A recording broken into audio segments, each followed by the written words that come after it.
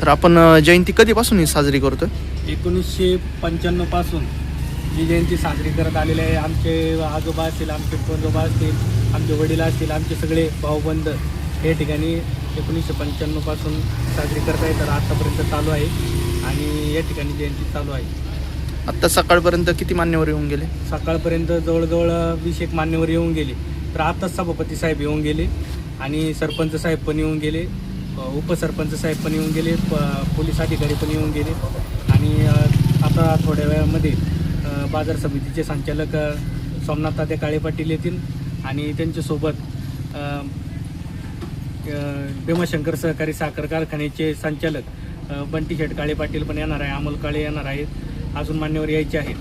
कसबे साहेब आले आणि आत्ताच या ठिकाणी कसबे साहेब आलेले आहेत, RPIचे अध्यक्ष. तर आपण थोडी माहिती द्या आत्ता अण्णाभाऊ साठे. 1 ऑगस्ट या ठिकाणी खूप मोठ्या प्रमाणात साजरा केला जातो. खऱ्या अर्थानं ही 1 ऑगस्ट म्हणजे एक खूप असं मोठं व्यक्तिमत्व. अण्णाभाऊ साठे यांचं नाव या ठिकाणी संपूर्ण जगभरात गाजलेलं आहे. साहित्यरत्न म्हणून त्यांना पदवी दिलेली आहे.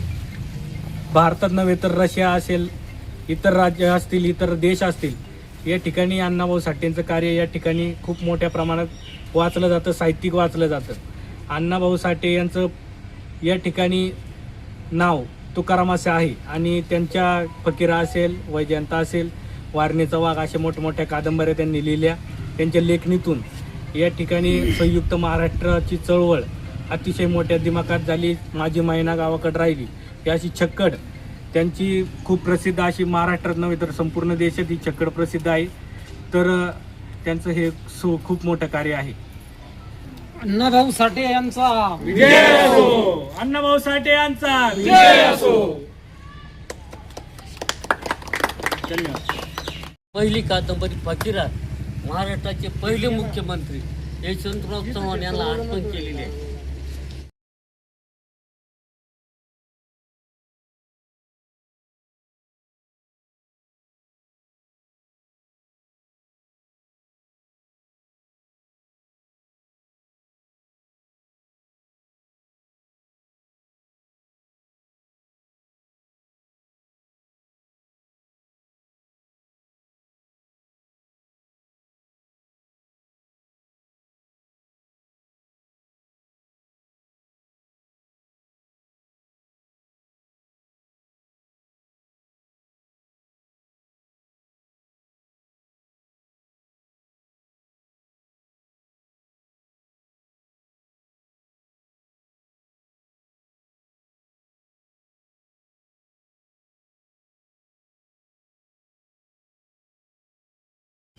आज 1 ऑगस्ट साहित्यरत्न साठेंच्या जयंतीचा आजचा दिवस.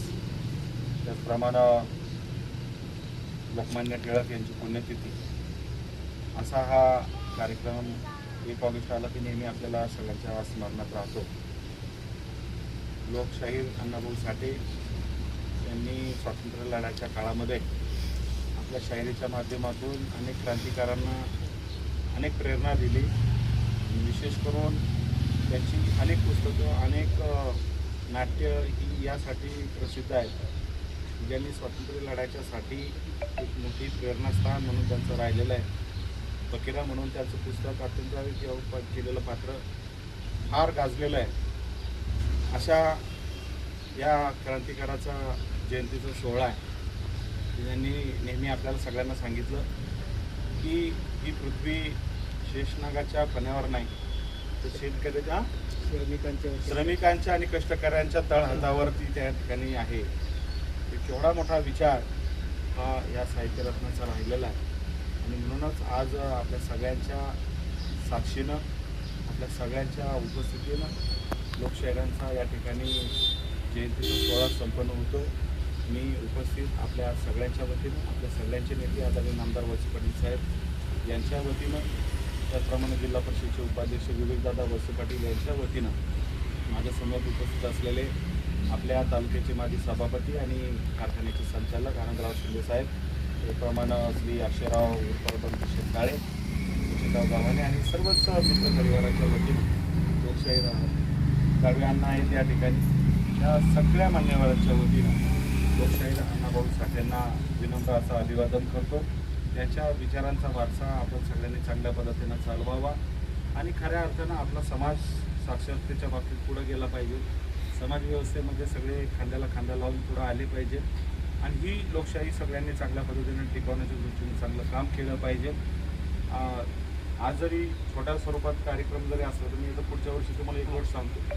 पुढच्या वर्षी जरा थोडंसं सगळ्यांना चांगलं प्रबोधन होईल अशा पद्धतीचा एखादा व्याख्याता आणून आपल्या समाजाच्या सुविधा आणि आपल्या सगळ्या बहुजन समाजाच्या दृष्टीनं सगळ्या लोकांना प्रेरणा मिळेल अशा पद्धतीचं एखादं व्याख्यान आपण ठेवलं तर अण्णाभाऊ साठेंची जयंती अधिक मोठ्या प्रमाणामध्ये त्या ठिकाणी चांगल्या पद्धतीनं होईल.